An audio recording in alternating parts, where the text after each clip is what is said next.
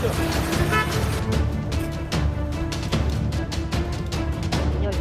해주시면 됩니다. 라고 되어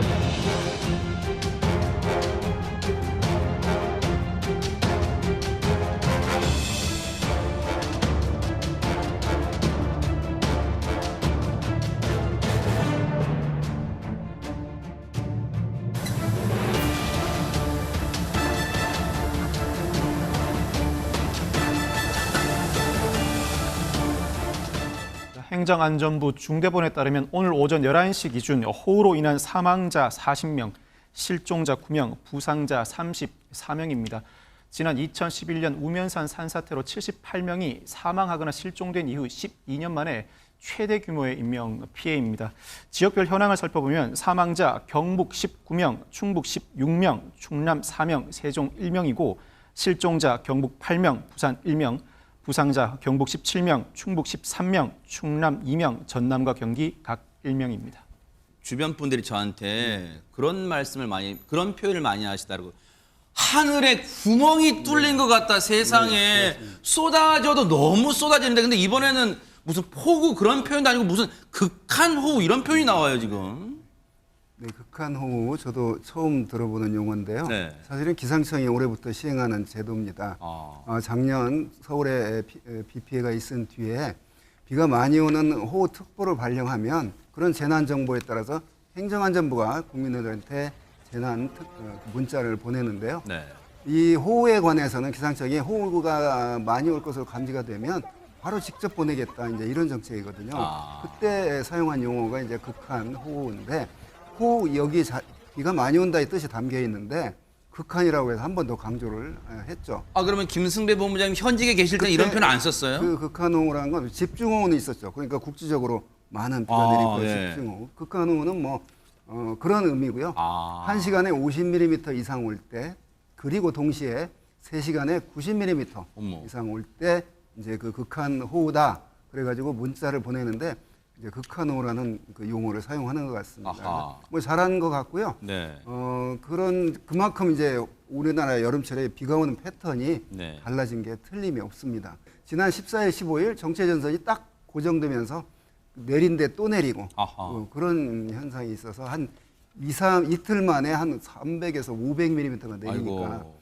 하늘에서 내리는 양보다 밑으로 빠지는 게 많을 수가 없거든요. 그 정도면 뭐 아무리 인간이 대비를 아무리 많이 해놔도 내리는 만큼 빠져줘야 되는데 절대 그렇지 못합니다. 세상에. 그러면 넘칠 수밖에 없죠. 네. 지난 15일 오전 8시 40분 정도였어요. 공평 제2의 지하차도라고 현장에서는 부르고 있는데 그 지하차도에 물이 들어찼는데 문제는 왜 그런 일이 발생해? 미호강이라고 옆에 하천이 흘러요. 네. 그 미호강에 이제 둑이 무너지면서 물이 갑자기 들어오게 된 거죠. 네, 저 옆에 강이군요. 예, 그렇습니다. 미호강이 이제 유실이 되면서 이게 그 제방이 터지면서 하천수 6만여 톤이 그냥 한꺼번에 들어오게 된 거예요. 6만 톤이요? 예, 6만 톤이나 되는 그 물이 지금 이제 화면에도 나오고 있습니다. 그 지하차도 속으로 들어오다 보니까 문제는 뭐냐면 통제가 안 돼 있다 보니까 시내버스를 포함해서 아침 출근 시간이죠. 8시 40분이면 출근 시간에 차량을 타고 저 안에 들어간 거예요.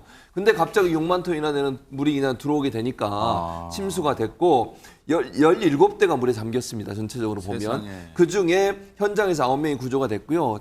차량에 탑승해 있거나 또는 물이 들어오니까 탈출을 시도하다가 결국 변을 당해서 심정지 상태로 발견된 분이 13분이나 돼요. 그런 상황이고 네. 소방당국은 현재 지금 실종 신고된 사람이 12명이거든요. 네. 이 중에 아직까지 한 명을 찾지 못해서 네. 현재 그 지하차도 중심부를 중심으로 해서 마지막 남아있는 실종자 한 분을 찾기 위해서 노력을 세상에. 하고 있다고 합니다. 6만 톤의 물이란 건 대체 어느 정도의 규모입니까 이게? 지금 우리가 그 1톤이라 하지 않습니까? 예. 1톤은 1일방메타라고 하는데 가로 1m, 세로 1m, 높이 1m가 1톤이거든요. 이게 지금 6만 개가 있었다는 어머. 얘기죠. 그래서 무게로 따지면은 도저히 견딜 수 없는 내용이죠. 그래서 그 6만 톤이 네. 터널의 크기가 6만 톤이거든요. 그래서 이미 찰대로 다 찼다는 얘기죠. 또 넘는 것까지 하면은 이미 6만 톤이 훨씬 넘는 것이죠.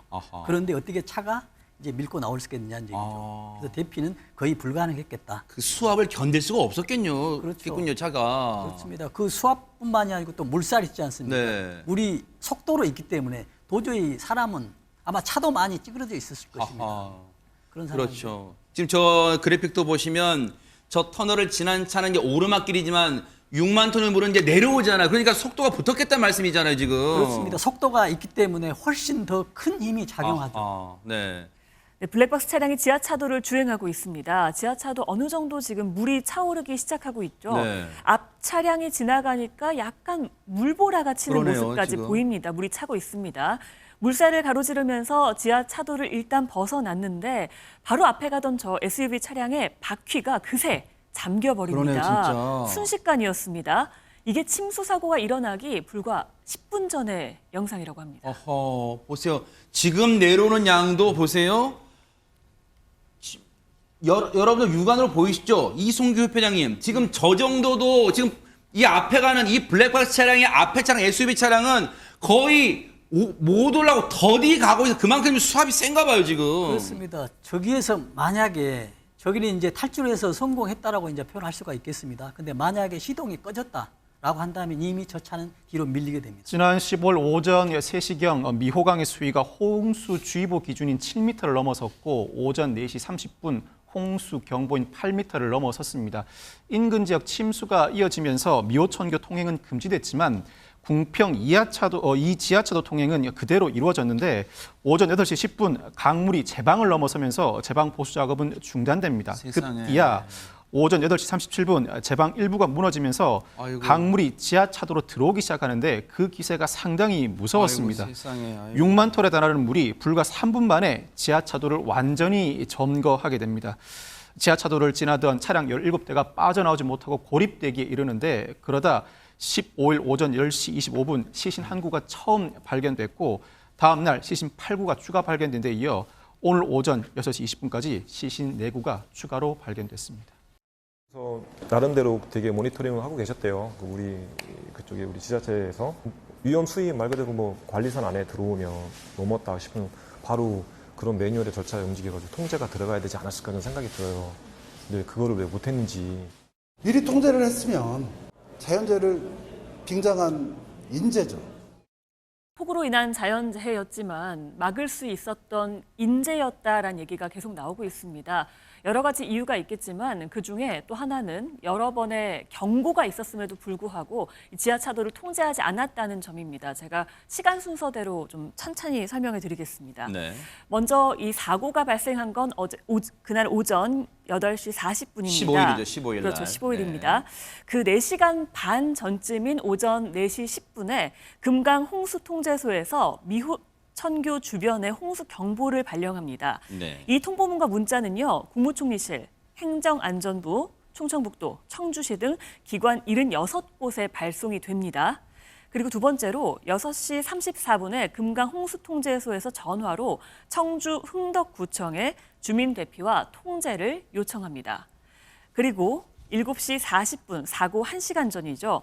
동네의 주민이자 전 궁평 1, 2이장이신 정찬교 씨가 네. 미호천교 주변에 농장을 갔다가 미호천의 수위를 보고는 119에 신고를 합니다. 네. 제방이 유실될 것 같다라고 신고를 했고 119에서도 시청에 이를 알렸다고 합니다. 아하. 그리고 7시 56분쯤에요. 임시 제방을 만들던 감리단장이 도저히 안 된다, 하천이 흘러 넘친다라면서 콕 집어서 이 지하차도를 통제해야 한다고 112에 신고를 했다고 합니다. 하지만 충북도와 청주시, 또 흥덕구청 모두 이 지하차도를 통제하지 않았습니다.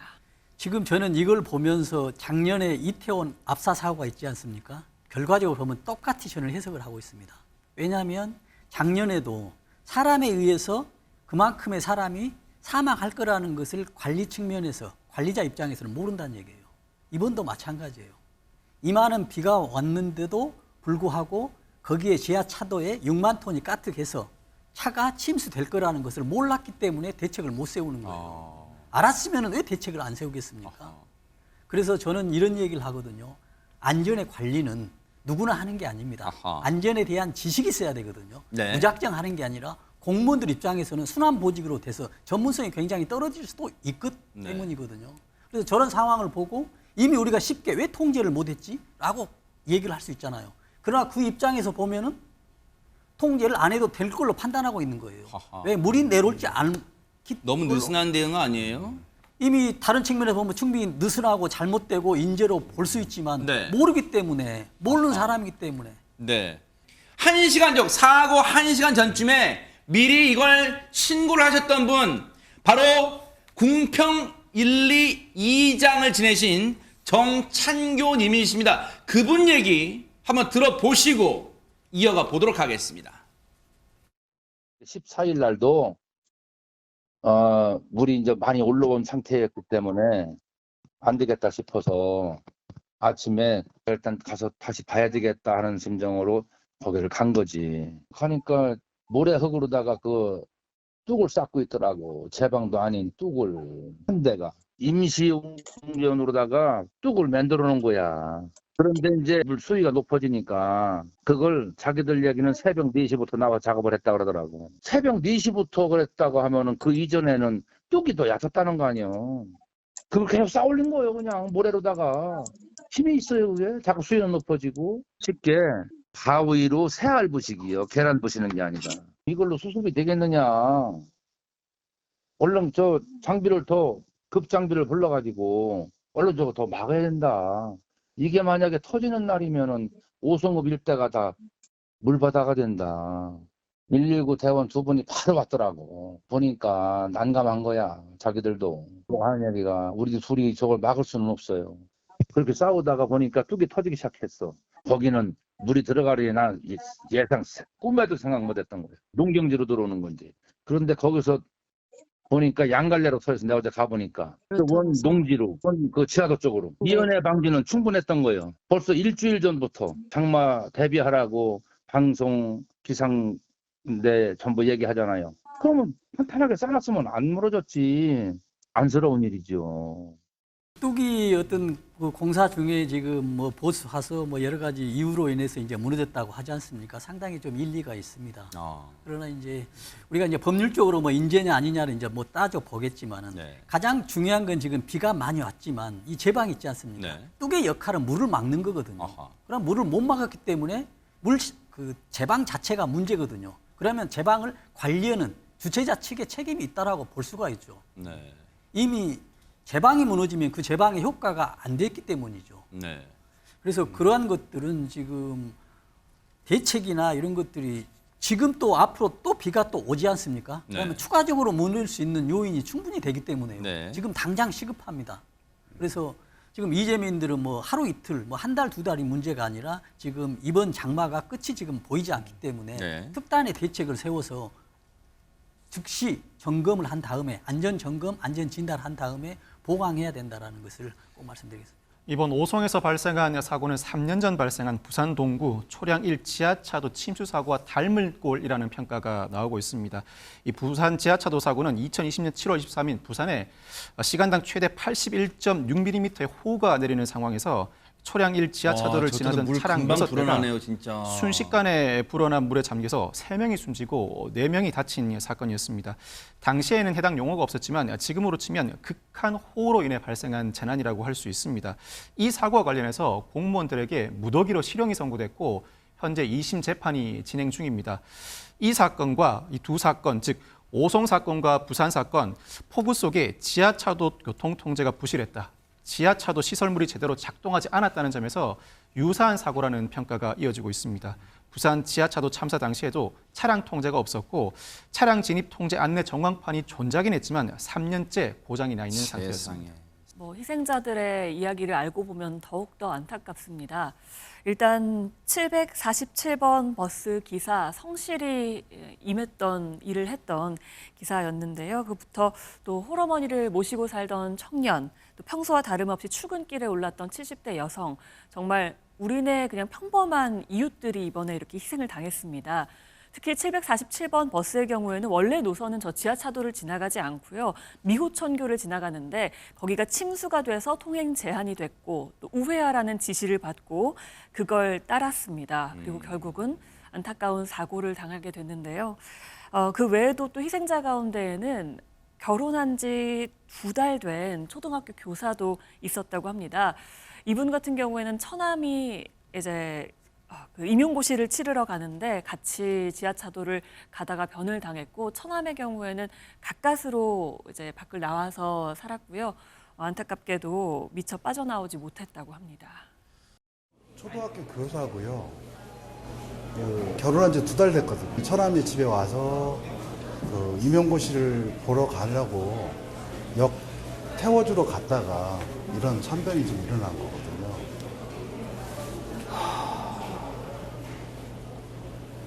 처남은 수영을 좀 할 줄 알아서 어떻게 살아나왔다는데 우리 영식이만 살아나오지 못했어요. CCTV가 있는지를 물어봤더니 그것도 답변이 없었거든요. 답변해 줄 수 없다고 그러더라고요. 설명이라도 있어야 되는 거 아닌가요? 최소한 설명을 들어야 보낼 때 저는 하늘로 보낼 거 아니에요. 하늘로 보내야 되는데 그 보내는 게 너무 가슴 아파요. 그냥 억울하게 죽는 것 같아서. 참사 현장에 원희룡 국토교통부 장관이 찾았습니다. 그런데 그 옆에 서 있던 한 공무원의 모습이 논란을 일으키고 있습니다. 웃음을 짓고 있는 표정이 포착된 것인데 온라인 커뮤니티에 사진이 공유되면서 사람 죽어나간 현장에서 지금 재밌냐는 비판이 이어지고 있습니다. 누리꾼들은 저 옆에 웃는 사람 뭐죠? 소름 끼친다. 분위기 파악을 못한다. 희생자 사연만 봐도 가슴 아픈데 그 현장에서 웃음을 보이다니라는 반응을 보이고 있습니다. 우리가 지금 이제 저 영상, 이제 저 사람의 얼굴은 뭐 그래요, 뭐 요즘 우리가 말하는 인권이 있어서 이제 눈 주위는 저희가 뿌옇게 처리했습니다만 입 모양은 아까 보셨죠. 근데 잠깐 그 사진에 찰칵하는 그 사진에만 찍힌 건지 최준범 교수님, 네. 그래서 우리가 웃는 걸로 착각한 건지 뭐 그러실 수 있잖아요, 시청자분들이. 근데 이 사람이 충청북도 간부급 공무원이라고 그래요. 네. 그리고 이제 다른 언론사 인터뷰한 내용을 보니까 브리핑하는 과정에서 무심코 나온 장면 같다라고 얘기를 하는 것 같고 이유를 막론하고 신중하지 못했던 점은 사과한다라고 얘기를 했습니다. 근데 저 지금 인사하고 가는 장면에서 웃는 모습이 보이는 거 아니겠습니까? 사실 충청북도가 저 문제에 대해서 전혀 관계없다고 볼 수 없는 거 아니겠어요? 물론 뭐 본인이 상관인 국토부 장관을 만나서 기쁜 마음에 웃었는지 모르겠지만 여기서 지금 희생당하신 분들의 유가족이 보면 얼마나 열불이 터지겠습니까? 아니 책임을 지고 거기에 대해서 미안한 마음이라도 가져야 되는 거 아니에요? 저 상황에서 웃음이 나오냐고요. 뭐 두 분이 아는지 모르겠습니다만 저런 표정을 짓는 것 자체가 말이 안 되는 거예요. 저분은 과연 희생자에 대해서 공감하는 마음이나 있을까요? 이번 사태 이렇게 인재가 발생했는데 그 인재에 대해서 일정 부분이나 책임지는 마음이나 생각이 있었다면 과연 웃음이 나올 수 있었을까? 네. 이유 여하를 막론하고 신중한 죄송하다는 말이 아니고 정말 잘못된 행동을 해서 유가족분들과 국민들께 대단히 송구하고 죄송하다고 다시 사과하시기 바랍니다. 지금 순간에 가장 필요한 작업은 어떤 거라고 지금 보세요? 지금 저기 터널에 보면은 물이 전부 낮은 지역이 있기 때문에 전부 다 한쪽으로 모였을 거 아닙니까? 네. 터널 쪽으로, 지하. 근데 거기에 보면은 쓰레기나 모든 것들이 전부 다 모였습니다. 그래서 지금 물을 빼놨지 않습니까? 지금은 이제 펌프로도 빼낼 수가 없어요. 왜냐하면 뻘이 있기 때문이죠. 그래서 거의 수작업으로 하다시피 해서 이제 마지막 마무리를 해야 되겠습니다. 왜냐하면 펌프는 물만 나가야 되는데 이제 뭐 쓰레기 이런 것들이 전부 걸러지지 않기 때문에 지금 이런 문제가 혹시 희생자들의 유실물 같은 것도 같이 그렇죠. 쓸려 나갈 수 있기 때문에 조심해야 되는 거군요. 그런 것도 엄청 조심하죠. 네. 그러다 보니 이제 물을 제거하는 것이 가장 문제고요. 네.